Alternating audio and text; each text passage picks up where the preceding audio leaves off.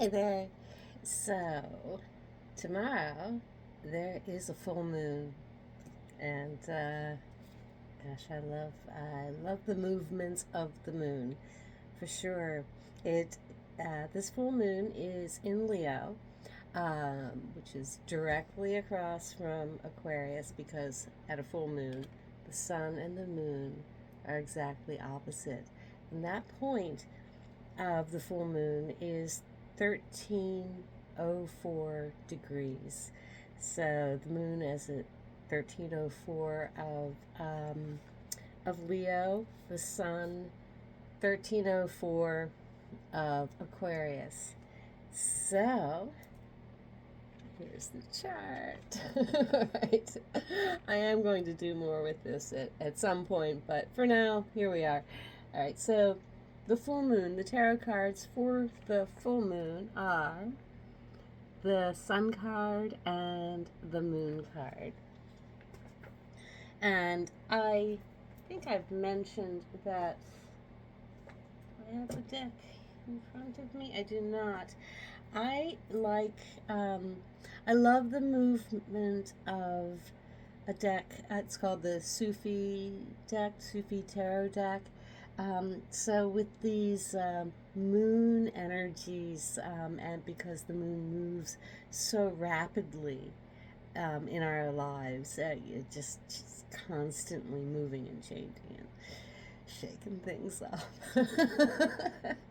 I I am using that deck to really talk about the moon energies. There we go.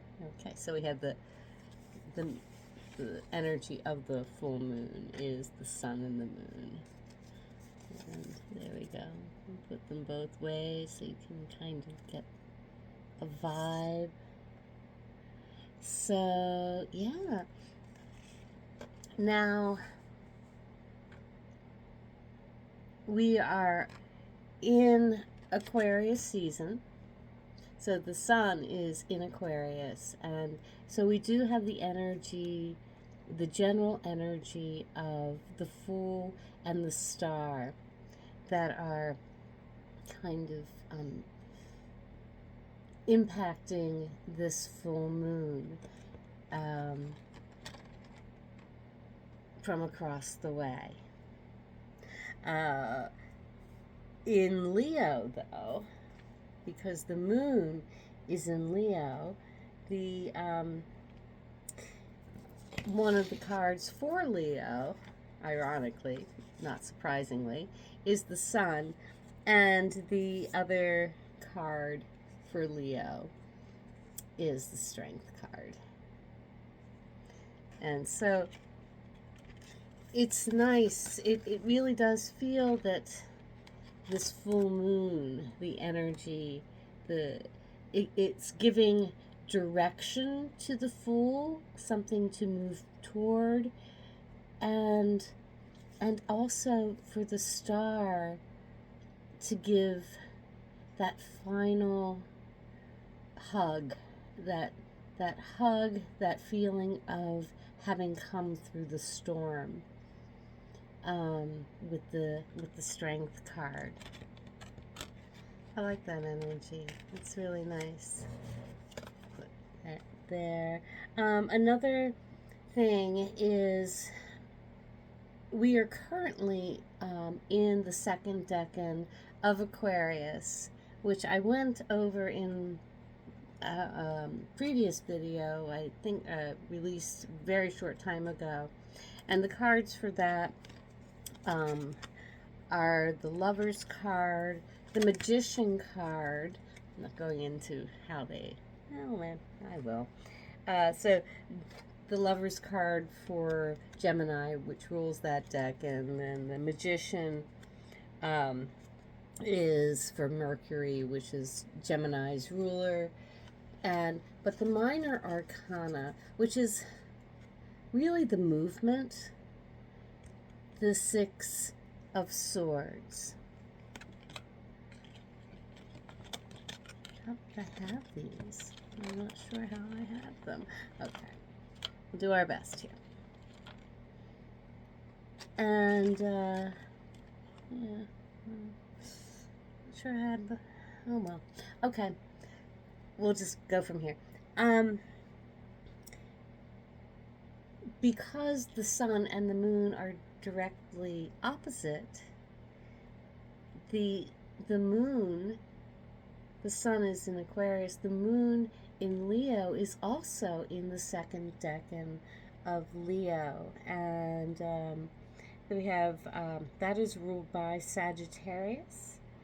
The ruling planet is Jupiter. Jupiter is the Wheel of Fortune. Sagittarius is Temperance, and the minor arcana for the second decan of Leo is the Six of Rods or Six of Staffs. And I just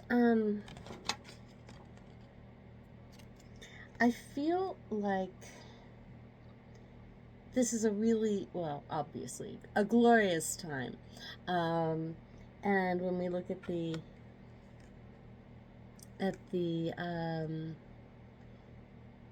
Six of Swords, there is a glory, a peaceful glory, after after maybe some strife. And I think that is generally the energy of the sixes, at least these two sixes. What is really interesting to me, maybe it's the nature of Leo, is that the sun feels very moon-like. When I look at these cards, the sun in Aquarius is feeling very moon, and the moon, where the moon is feeling quite sun. And so I think that is so fascinating, just kind of a flipping it around, like just a game of, well, imagine if what our dreams just come about to be, or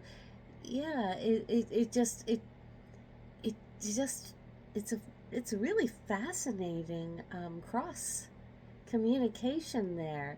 I think that I feel like there is an ask to really put energy into what seemed unlikely, and believe in its potential for growth. And at the same time, on the other end, on Aquarius's end, there is an energy of maybe adding more reflection to one's outward goals. It's very, very nice, and I hadn't thought of that until this very moment, which is why I love having these discussions with you. And I like that with that the Temperance card is associated with the second decan of Leo, which is where the moon now sits. And it is, and do you notice how it seems very distinct, a very distinct separation between Earth and which is a quite fiery color here, but Earth and the physical and the non-physical, and asking, I guess there is an ask to mix up the energies and bring them together. Alright. I don't have any more from these cards. Not getting anything more, but I thought I'd read the Sabian symbol. for 14 degrees, which is the always round up with the Sabian symbols. I'll read that for this full moon in Leo during this Aquarius season. Okay, so the human soul awaiting opportunity for expression. This is a symbol of life's normal expectation on the personal or subjective side, and of the totally unconditional potential of self at its point of entrance into each new complex new complex of activity with its fellows. Here, all the ramifications of man's promise are made ready for any or every refinement of immediate value. And his skills and talents are given a special sensitiveness to the momentary nuances of his individual aspiration. The key word is ingenuousness. When positive, the degree is a genius for an absolute wholeheartedness of participation in everyday adventures of personality, and when negative, naive procrastination and a lack of all genuine interest or enthusiasm. You know, that's really interesting. And it's and I actually don't read those symbols before I turn the camera on. That is actually kind of the message I was getting and was trying to express before in this kind of mess of cards, is that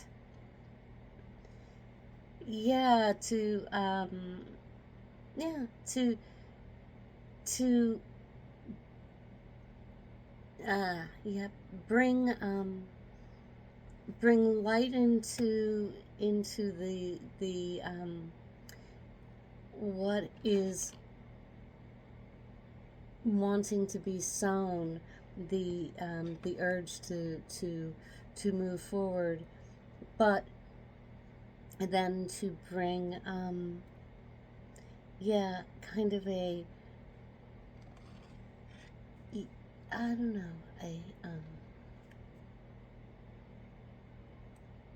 a pause to integrate it all in a balanced way. I'm sorry, this is not making much sense. I'm hoping that it will make sense to you. Okay, let me move forward. I generally, with the full moon, get a card from this deck, so I will do that now and see how that goes. Here we go.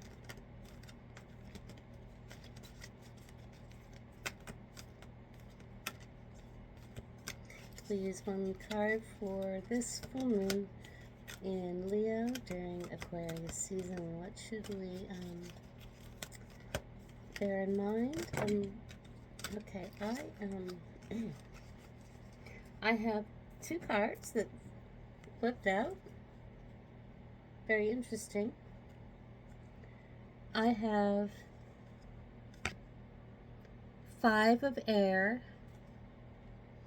very Aquarius actually, and 10 of fire, and I cannot unsee this.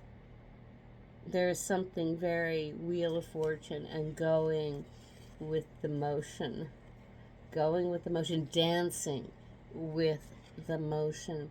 But you notice in this wheel, there's, it's water. It's an integration of that fiery energy and tempered by the moon energy, a melding of a melding of goals, of ways of moving forward. I'm trying to see.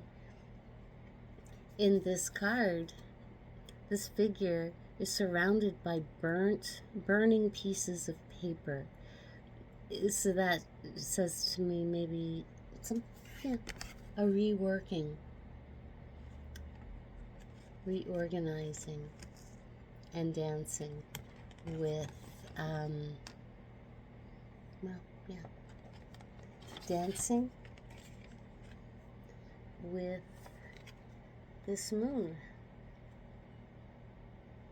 And 5 of air.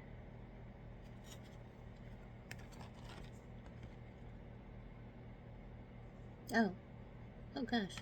14 and 5. There we go.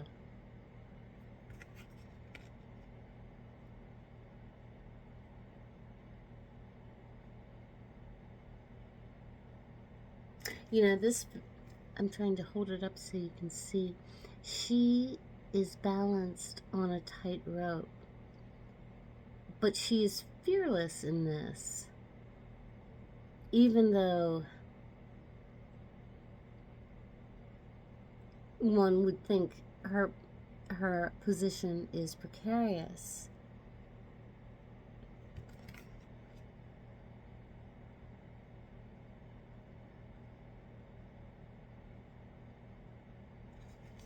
Her balance is actually, it's almost this invisible bubble of her dreams and goals and sense of self. And it is invisible, much like the, I don't know where the card is now. I think it might have flown, maybe it flew away. I'm thinking of the Temperance card and that blending of divine energy, and letting that balance you, balance us as we dance along. All right.